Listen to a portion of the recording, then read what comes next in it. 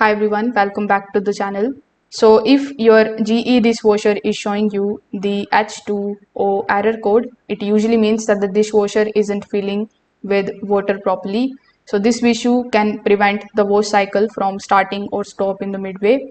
So in order to fix it, first of all, you need to start by checking the water supply valve under the sink. Just make sure that it is fully open and allowing the water to flow to the dishwasher. Now, if the valve is partially closed or recently turned off, the dishwasher may not receive enough water. So triggering the H20 code. So you need to inspect the water line for bends and restrictions. After doing so, you just have to examine the water inlet hose which is connected to the dishwasher.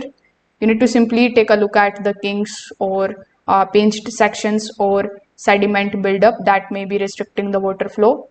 If needed, you can disconnect the hose and then clean the inlet screen filter, since mineral deposits can reduce the water intake over time.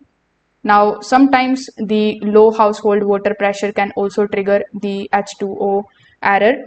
So in that case, you just have to turn on the nearby faucets and confirm that the water flow is strong. GE dishwashers require proper pressure to fill correctly so that the water supply from the pumping issue may cause repeated fill errors. So if this video helped you out, make sure that you like this video and subscribe to the channel. Thanks for watching.